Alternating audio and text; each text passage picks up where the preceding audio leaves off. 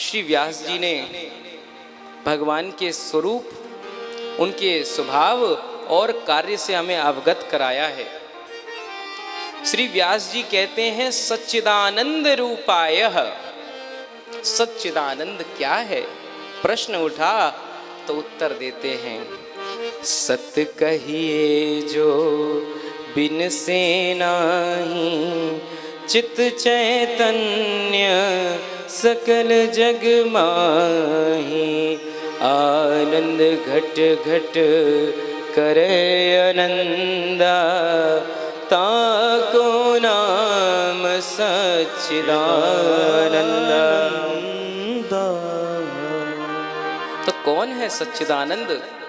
सत्य के विषय में ये तीन शब्दों से मिलकर बना है, सत्य, चित और आनंद। अब सत्य के विषय में जाने तो सत्य है क्या?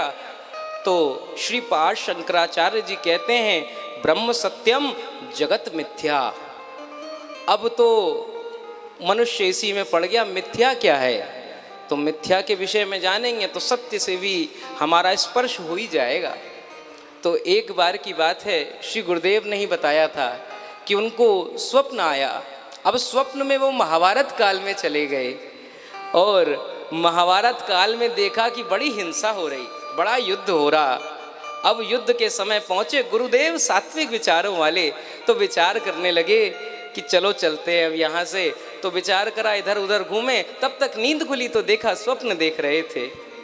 तो फिर उसके बाद जहाँ पर उनका शयन है वहाँ से उठे, उसके बाद भोजन आदि बनाने के लिए गए तो देखा वहाँ पर थोड़ा सा हल्का सा हाथ लगा तो देखा कि वो भी स्वप्न था और फिर उठे।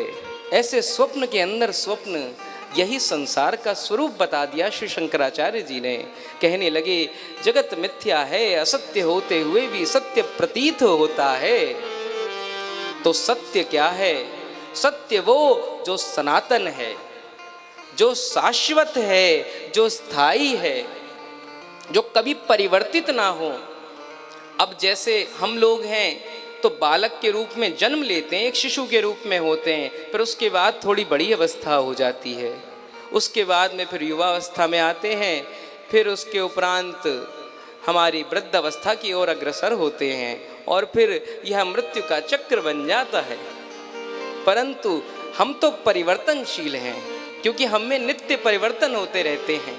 वैज्ञानिक कहते हैं कि ये जो हमारी त्वचा है ये भी हर 2 वर्ष में बदल जाती है, इसमें जो अणु हैं वो बदल जाते हैं।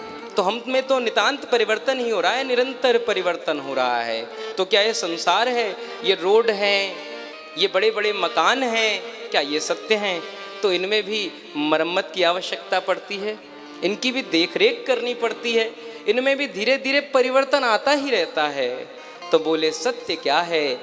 तो उत्तर मिला सत्य तो केवल भगवान है, क्योंकि वह भगवान ही है जो पहले भी वैसे थे, पहले भी श्याम सुंदर ही थे महाराज, उसके बाद भी श्याम सुंदर हैं और आगे भी श्याम सुंदर ही रहेंगे। ये ठाकुर जी ही सत्य हैं।